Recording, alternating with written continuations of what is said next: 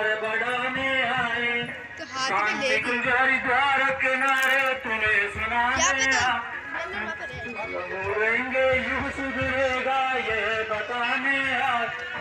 हम गायत्री माँ के बेटे तुम्हें जने पसेगा, गायत्री के महामंत्र की गाने आए, गायत्री के महामंत्र की गाने आए। युग निर्माण योजना हम गायत्री माँ के बेटे जागर को भारत के वीरों तुम्हें जगाने आए हैं। हम गायत्री माँ के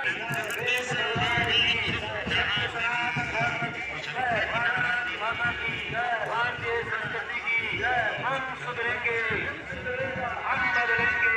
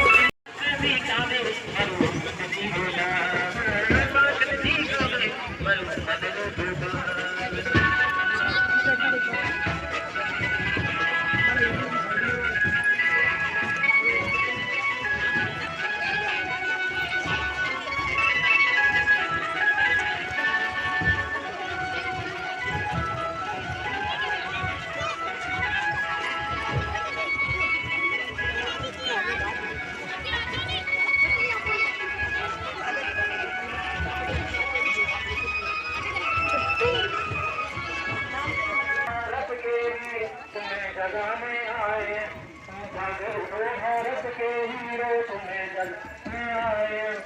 एक बनेंगे नेक बनेंगे प्यार बड़ा आए, एक बनेंगे नेक बन प्यार बढ़ाने आए। शांति कुंज हरिद्वार किनारे तुम्हें सुनाने आए, शांति कुंज हरिद्वार किनारे तुम्हें सुना आए। हम सुधरेंगे युग सुधरे ये बताने आए, ऊंच नीच और जाति पाति का भेद मिटाने आए। गायत्री के महामंत्र की महिमा आए, निर्माण योजना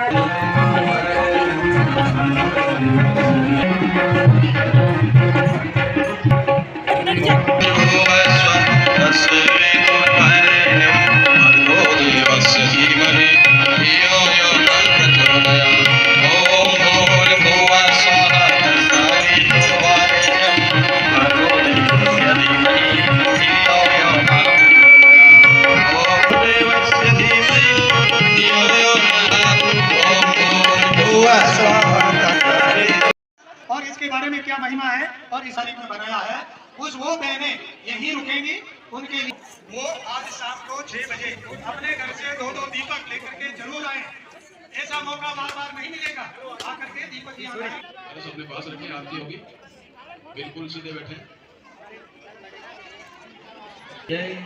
तो इस कुंडीय गायत्री महायज्ञ की जय। अब थोड़ा सीधा बैठिए, दोनों हाथ गोदी में रखिए।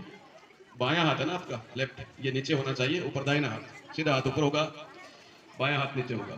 उगते हुए सूर्य भगवान का ध्यान करते हुए सब गायत्री मंत्र। आपको पता है क्या, हमारे देश का राष्ट्रीय पक्षी कौन है? मोर है। और हमारे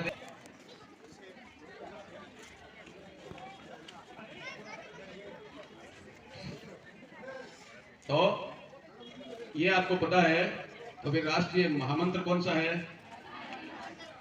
तो सबको पता है गायत्री महामंत्र है। तो उसको बोलते हैं तब कैसे बैठते हैं? सीधे बैठना चाहिए कि मुड़े बैठना चाहिए? सीधे। सीधे बैठेंगे, दोनों हाथ गोदी में रहेंगे। और गायत्री मंत्र जब जप करते हैं ना, तो ध्यान किसका करते हैं? उगते हुए सूर्य भगवान का। उगते हुए सूर्य, छिपते हुए नहीं, उगते हुए। छिपने के बाद तो रात हो जाएगी, उगता है तो उसके बाद में पूरा दिन हमारे हाथ में रहता है ना। तो बिल्कुल सीधे बैठे। और तो बहुत ज्यादा बूढ़े हैं, वो सीधे न भी बैठ।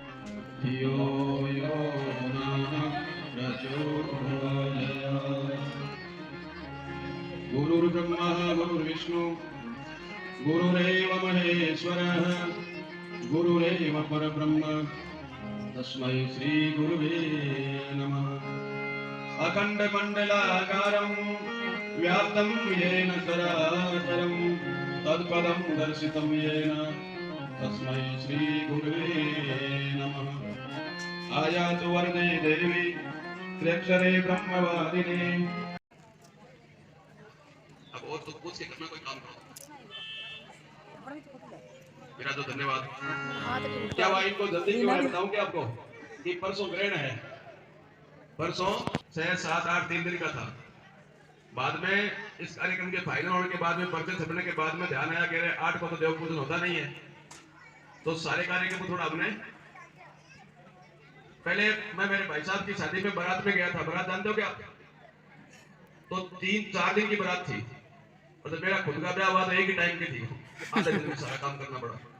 तो आधे दिन में होता है तो भाई वो काम तो 4 दिन वाला पूरा ही करना है, और करना कितनी देर में? जो 4 दिन में होना चाहिए वो आधे दिन में करना पड़ा। तो अपने यहाँ 3 दिन में जो होना था वो 2 में करना पड़ेगा। 2 में करना पड़ेगा तो थोड़े से अपने सुख में कमी करेंगे।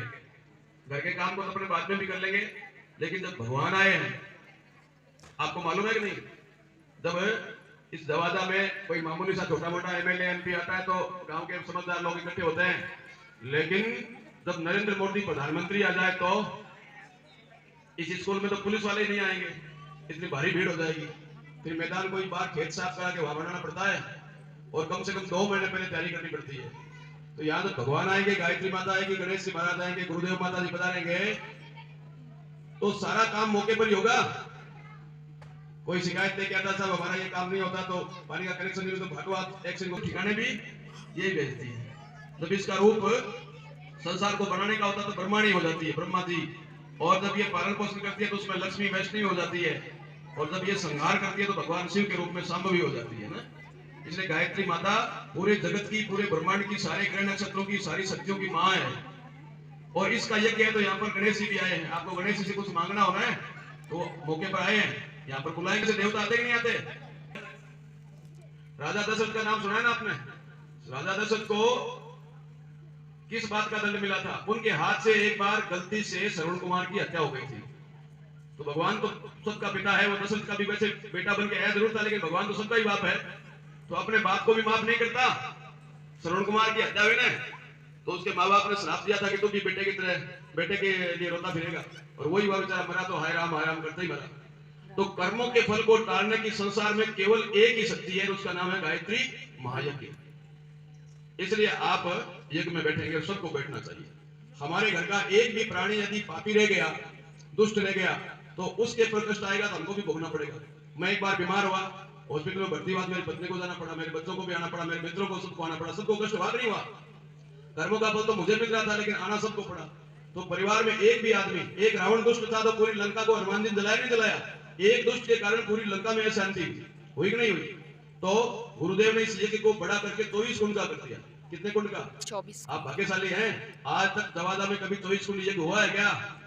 मैं तो इस स्कूल के जो गुरुजन आए उनको धन्यवाद देता हूं कि उन्होंने इस व्यवस्था को दिया है। भाई हमारे यहाँ कर दो, क्या होगा? स्कूल का वातावरण भी दिव्य हो जाएगा। जिस घर में यज्ञ होता है ना, उस घर में वास्तु दोष नहीं रहता, उसमें पितृ दोष नहीं होता, उसमें भूत प्रेत नहीं नाचते, उसमें क्लेश नहीं हो सकता। तो हमारा कहने का यह मतलब है कि यहाँ पर सब देवी देवता आए हैं, उनका आह्वान करके आपके हाथ से पूजन कराएंगे, और पता नहीं किस किस के कैसे कष्ट को भगवान दूर करेंगे, मैं कह नहीं सकता। मेरे तो याद है थोड़े दिन पहले की बात है बहनों, वहां पर बहुत दूर बांसवाड़ा के पास में घटोल नाम का गांव है, उसमें हम लोग हवन करा रहे थे। ऐसे आपको बात कही, ऐसे कोई बात कह दी, यज्ञ तो आपसे बहुत बड़ा था, आपसे 20 गुना बड़ा था। 51 कुंड थे, लेकिन लोग बहुत ज्यादा थे, आपसे कई गुना ज्यादा लोग थे। तो मैंने कहा भाई अपने अपने घर से कोई समस्या है तो कोई पर्ची लिख के दे देना। तो कोई बोला मेरे बुखार ठीक नहीं है, कोई कहता मेरे कैंसर हो गया, कोई बोला टीबी हो गया, ऐसे लिख के दे दिया। आप भी नाम लिख देना बस, और ये मत लिखना कि मैं भर्ती कराया था राजमेर में, इलाज चला रहा हूं, डॉक्टर कराया, फिर को गोली ली, ऐसे मत बताना। बस इतना लिख देना कि बीमार है ना।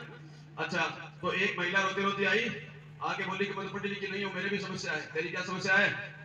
तो मेरे पास साहब बैठे ऐसे, मैंने भाई साहब से कहा कि इनका क्या है, लिख लो आप। मैं तो बोल रहा हूँ तो कैसे लिखूंगा? तो उसने कहा कि मेरा एक 13 साल का लड़का है, वो 2 साल से पता नहीं कहाँ चला गया। कितने साल का? 13 साल का जवान बच्चा अगर जाता है तो बहुत तकलीफ बहुत होती है, और 2 साल से पता नहीं है कौन काट ले गया, मार ले गया, कहीं बेच दिया, भगवान जाने क्या हुआ। दूसरों को दर्द तो होता है, तो मार के देता दर्द तो किसी को नहीं हो सकता है।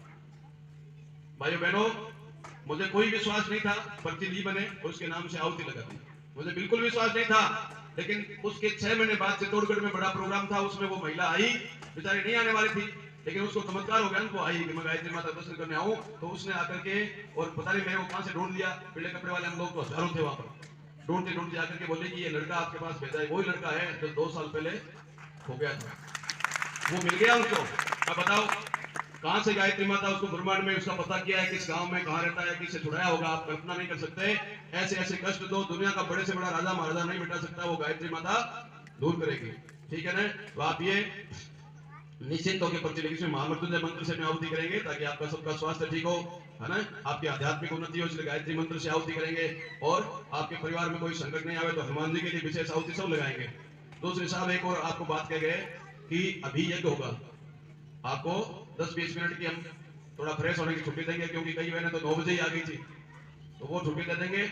और कोई बहुत जरूरी काम है तो ही जाना है, नहीं तो अभी हवन करके आज हवन थोड़ा हम मतलब बातें कम बताएंगे और केवल पूजन कर देंगे, है ना। तो अभी पूजन हो जाए, शाम को आपको फिर अलग से और बुला लेंगे।